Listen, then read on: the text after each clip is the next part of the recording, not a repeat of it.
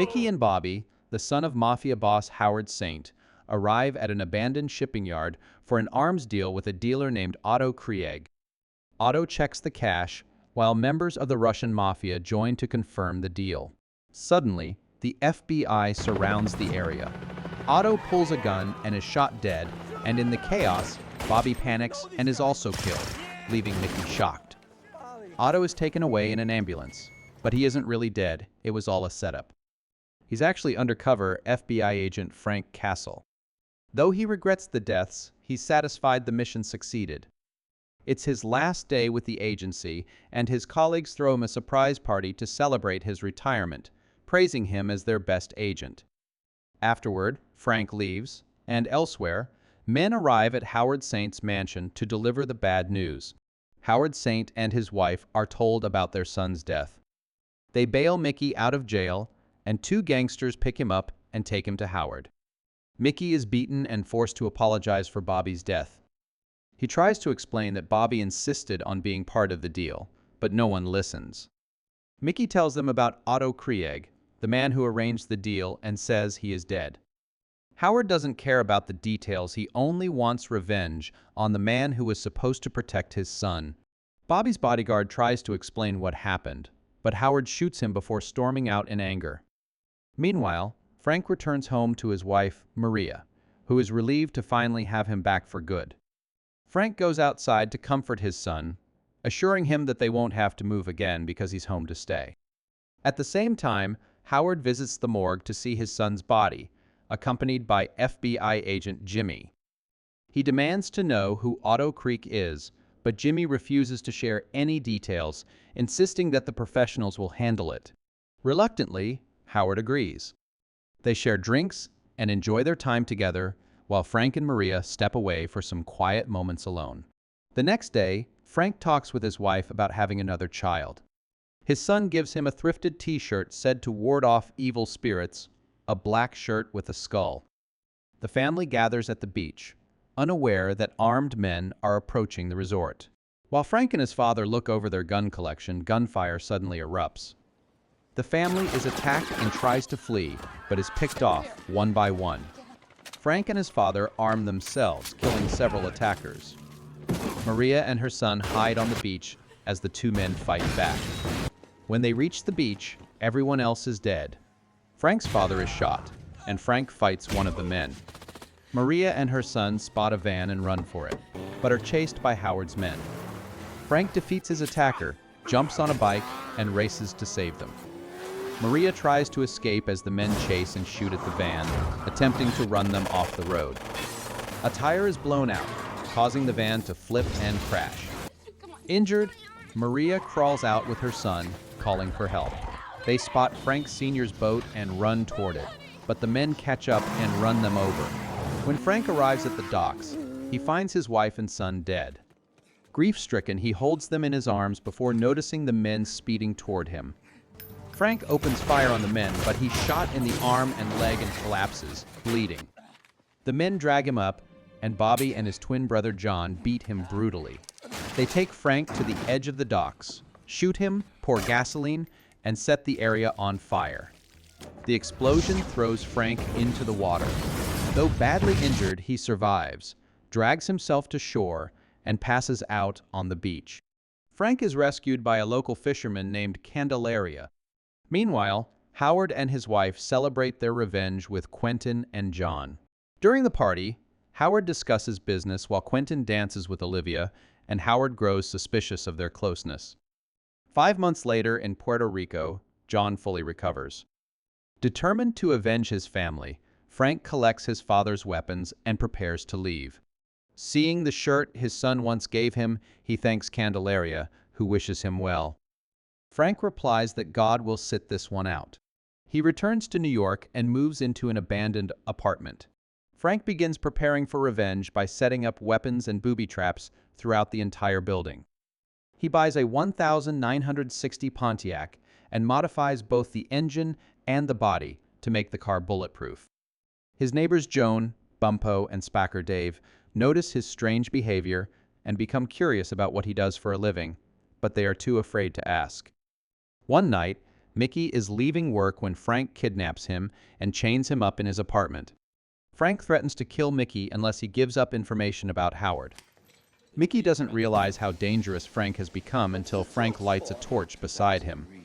Pretending to torture him, Frank presses a cold popsicle against Mickey's back after heating a piece of steak with the torch, tricking Mickey's brain into believing he is being burned. Mickey screams in pain, believing he is being burned. The noise frightens the neighbors, who quickly retreat to their rooms. Terrified, Mickey begins to talk, revealing details about Howard's money laundering business. When Frank finally releases him, Mickey is shocked to realize he isn't actually burned. Filled with hatred for Howard and his family, Mickey decides to help Frank. He tells Frank that Howard's wife is the true mastermind behind their operations. Frank begins tracking Howard, his son John, and Quentin, discovering that Quentin is secretly interested in men. As a message of defiance, Frank removes his own headstone from the cemetery and drops it on Howard's golf course, marking the beginning of his revenge. Frank returns and confronts Jimmy and the police chief, demanding to know why no one has been punished for his family's murder. However, because of Howard's powerful influence, the authorities are unable to take action against the killers. Frustrated and seeking justice on his own, Frank breaks into Howard's money storage facility, knocks out several guards, and orders the remaining men to collect all the cash. Soon after, two mafia brothers arrive, furious that the money Frank tossed out the window worth $50 million belonged to them. Meanwhile, Howard is looking for Quentin. Mickey says he saw Quentin at a hotel. When Howard later hears Quentin and Olivia laughing, he asks where Quentin has been. Quentin lies, claiming he was there the whole time and that Mickey must be mistaken. Later, Frank goes to a diner where Joan works. Bumpo and Spacker are there too. A man walks in, sits down, and stares at Frank. He pulls out a guitar and sings a song he says he wrote for Frank, one he plans to perform at Frank's funeral. Afterward, Frank waits by a Baskel bridge. Suddenly, a car slams into him from behind. The same man from the diner jumps out and opens fire, but Frank quickly pulls down the shutters for cover. Frank escapes the gunfire but nearly crashes into a girl on the road.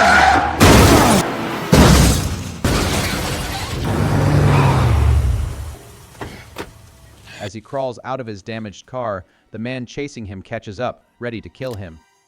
Acting quickly, Frank fires a ballistic knife into the man's neck, killing him instantly. That night, John is supervising a cash shipment for Howard when he hears a faint ticking sound on the boat.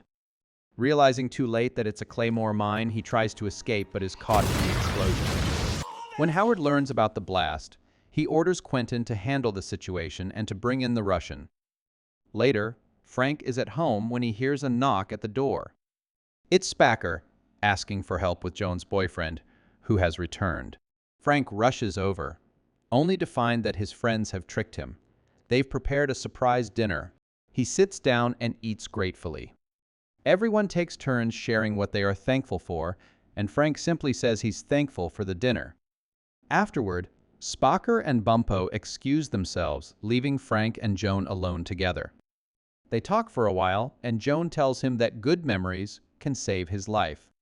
She tries to kiss him, but Frank gently refuses and leaves.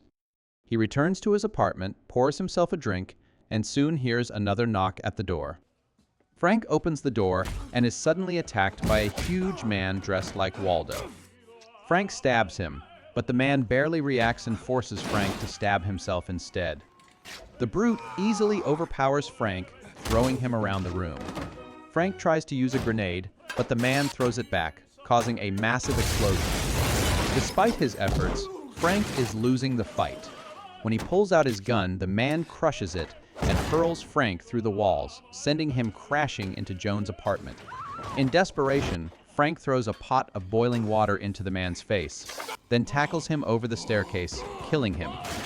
Spacker, Bumpo, and Joan drag Frank back to his apartment, give him alcohol for the pain, and stitch up his wounds. As they finish, Spacker notices John, Quentin, and two other men arriving outside. They quickly hide Frank just as the men enter the apartment. Inside, Only Spacker and Bumpo are visible. Quentin demands to know where Castle is, but the two friends stay silent. He sits down in front of Spacker and starts questioning him. Knowing Quentin's violent nature, the moment feels tense. When Spacker still refuses to answer, Quentin begins pulling out his piercings one by one. The men leave without learning anything. Howard soon hears about the death of the Russian and orders John to gather all their men, saying they are going hunting. Meanwhile, Castle, who had been hiding in the elevator shaft, climbs out and silently kills the guard left to watch him. He finds Spacker injured and bleeding, realizing that Spacker risked himself to protect him. Spacker tells Frank that he did it because they are family.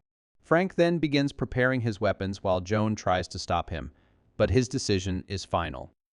Later, Olivia is out again when Frank breaks into her car and steals her diamond earrings. He then calls Quentin and demands $10,000 for his incriminating photos. He then contacts Mickey to set his plan in motion. Mickey shows Howard a parking ticket that Olivia's car received, proving she was at the hotel at the same time as Quentin. This makes Howard suspicious. He goes to Quentin's apartment and finds Olivia's diamond earrings on the bed. When Quentin comes home, he is shocked to see Howard there. Howard realizes the truth and confronts Quentin about having an affair with his wife. In a fit of anger, Howard attacks and fatally stabs his best friend, ignoring his pleas to stop. When Olivia returns home, she finds Howard destroying the house. He accuses her of having an affair with his best friend, but she tries to explain that Quentin was actually interested in men. Howard refuses to listen. Blinded by rage, he drives Olivia to the place where they first met, drags her to an overpass, and throws her onto the train tracks, killing her. Afterward, Howard returns to his office, where he has gathered a group of killers to hunt down Frank. Meanwhile, John arrives, looking for Quentin and his mother, but he learns that Quentin has gotten involved in something dangerous and that his mother took the train. Out in the woods, Frank prepares his weapons. He declares that the man he once was died along with his family and that he is now the Punisher. Wearing a vest marked with a white skull, he launches his attack, killing the first guard with an arrow, planting bombs under vehicles, and breaking into the house. Frank kills another guard and attaches explosives to the door before heading upstairs. A man radios down, asking for champagne to be sent up in the elevator. Frank sends the drink, but it's rigged with a claymore mine that explodes and destroys the room. He continues his assault, killing the men inside and nearly hitting Howard, who manages to escape in the lift. Frank takes 2 shotgun blasts to his vest, but survives and kills his attacker. Meanwhile, Howard and another guard try to reach the exit, but a bomb detonates, killing the guard instantly.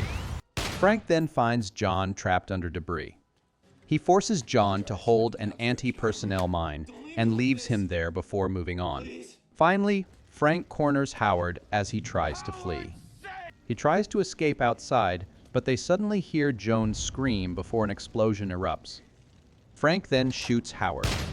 Before dying, Howard mocks Frank, reminding him that he was forced to kill his best friend and his wife. Frank ties Howard's feet to the back of a car, straps a bomb to him, and sends the car moving slowly through a line of exploding vehicles, burning Howard to death.